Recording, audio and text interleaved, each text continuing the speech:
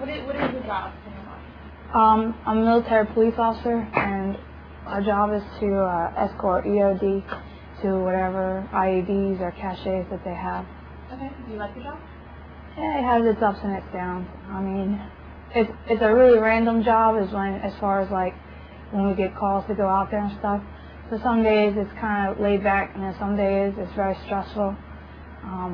We see a lot of action, so those days they wear on your emotions and stuff. Right. You and your roommate are one in your convoy group? Yes, we are. How's that like? We're MPs, so we're not like other females in the military. We're used to doing the kind of training that we do, and we've been exposed to this stuff before. So we're a little bit, I would like to say a little bit more hardcore than most other females in the military. We try to just blend in with the males.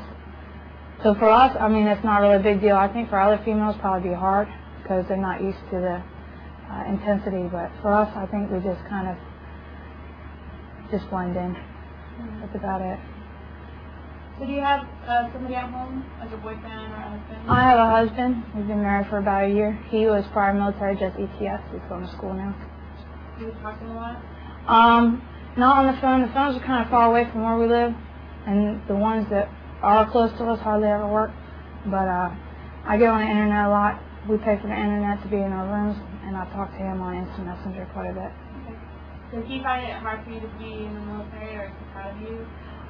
Since he's prior military, he understands, and we were deployed together in my last deployment. But at the same token, he gets very worried because he knows that my job is very high risk, and it upsets him. He'd rather me be home, but it's one of those things, you know, I made a commitment, and I'm going to follow through and do what I got to do. So.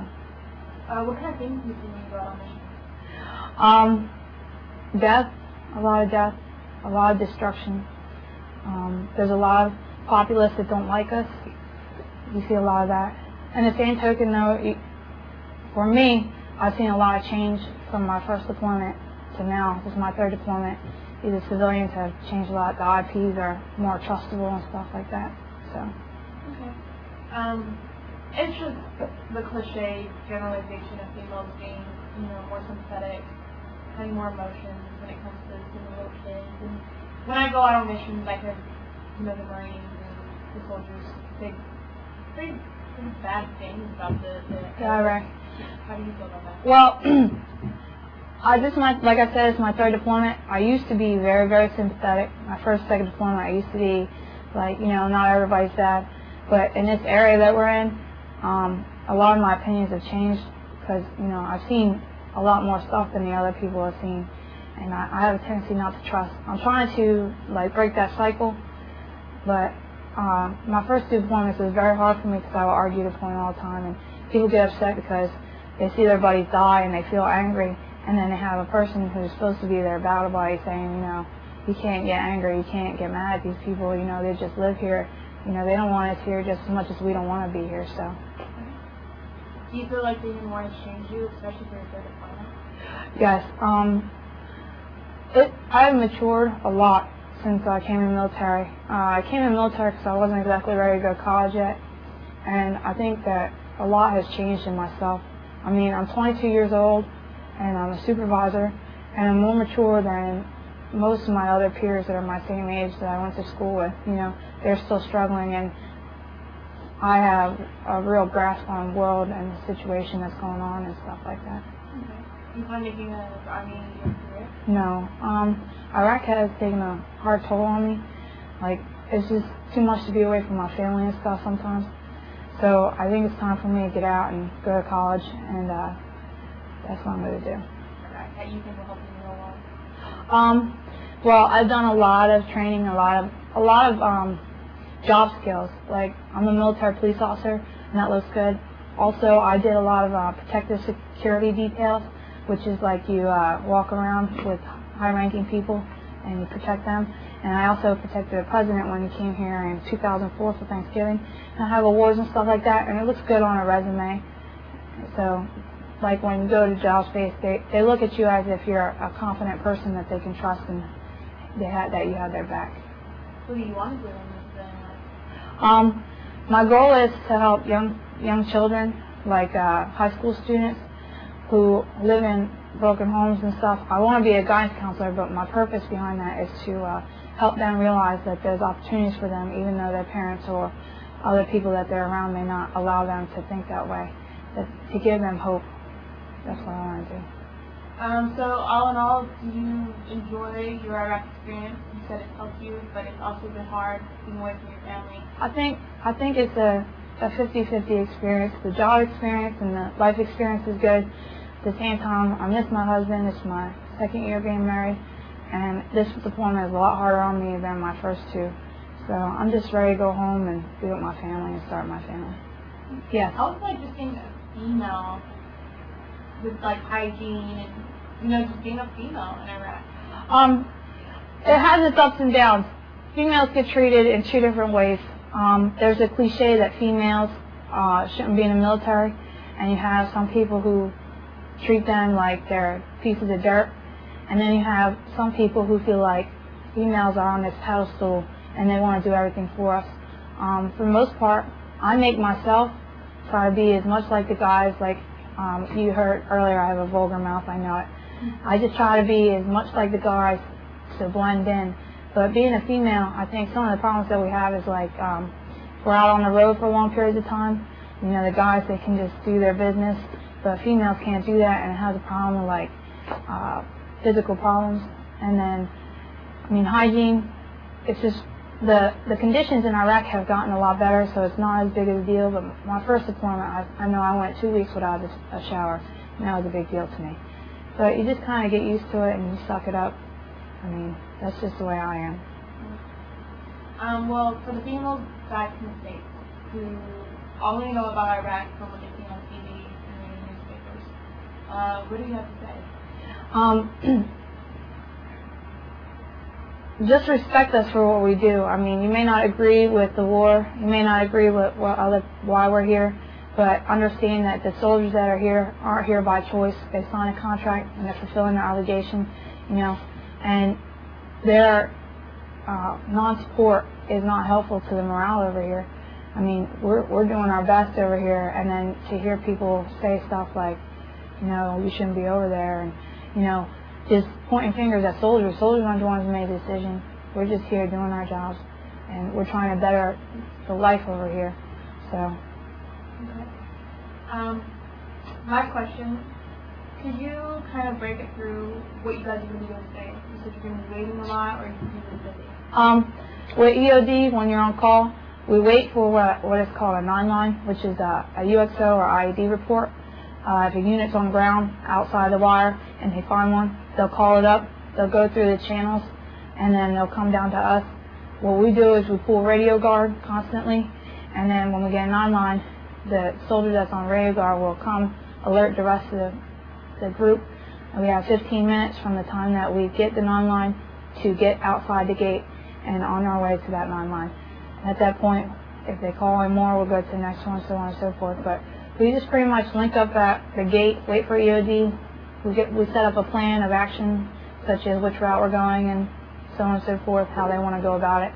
And then we get on ground and they go do their business. We protect them while they do it. For the most part, there's some times that we can't because we're not experienced, can't be all up on a bomb or something. But then we come back, and that's about it. It just really depends on how many calls we get. Okay. Great. This is my living area. I'm a Georgia fan, so I have my stuff. My family, we're real Irish, so they sent me a lot of stuff for St. Patty's Day. That's me and my husband on Christmas. I have a bunch of cards over here and stuff for my family, my new goddaughter that I just had, my sister just had. I'm very proud. And then we'll keep our clothing and personal hygiene stuff over here. And that's about it. We have a computer over here and some nice things, air conditioning. It's pretty nice. We got really lucky with what we got. A lot of people don't get what we have, so I appreciate it. That's the job then, I guess. No, it just, sometimes the people that live here before, if they have stuff, they leave it here, and you just fall in on it. So I guess whoever lived here before, they brought all this stuff, or maybe they're high ranking and had the ability to get the equipment, and we fell in on it. We got really lucky, I think. This is probably one of the nicer places to live in Iraq.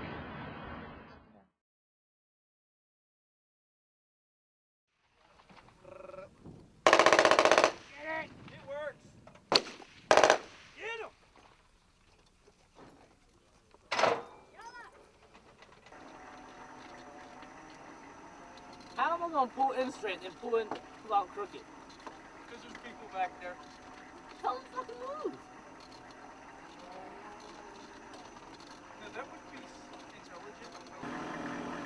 UDS 45 X-ray. You got it? This copper 1. Roger, 9 line is a go, and call sign is rock. Over. Rock what? Roger. If there's that word, it's rock X-ray.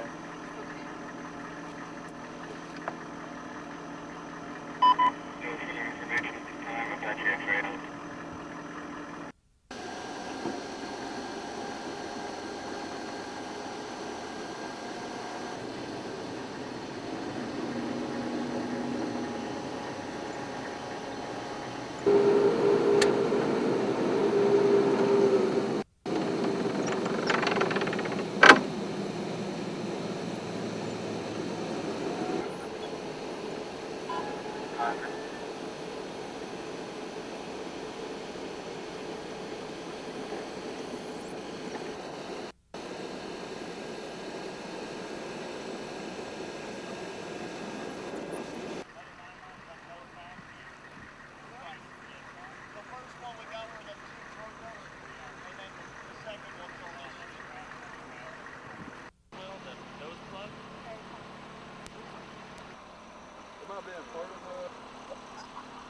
What the fuck are you doing that for? So what, can we get one of your Humvees back here? See what they need loaded. Because mine's full, I get fucking shit over.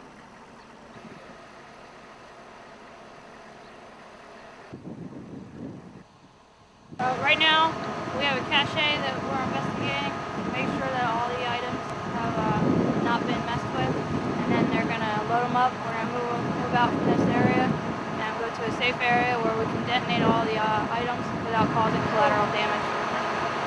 So then we'll figure out what's going on, and then we're going to load up all this equipment and move on out.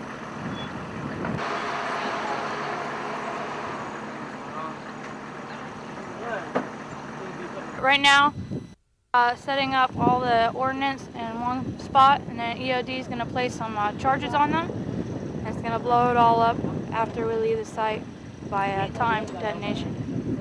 That's about it. And we're pulling security around them while they do that. God damn, dude. I have to make another stack. Good luck. Trying to run data sheet over the whole thing. Got that.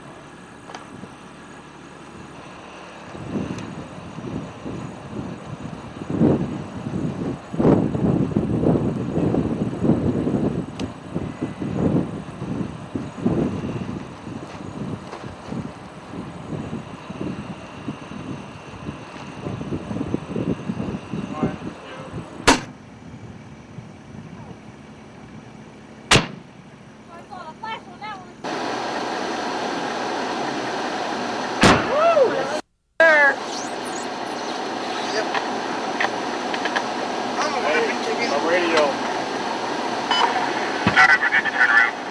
Talking old rock X-ray. Well, that's 1 green. I'm green. Green.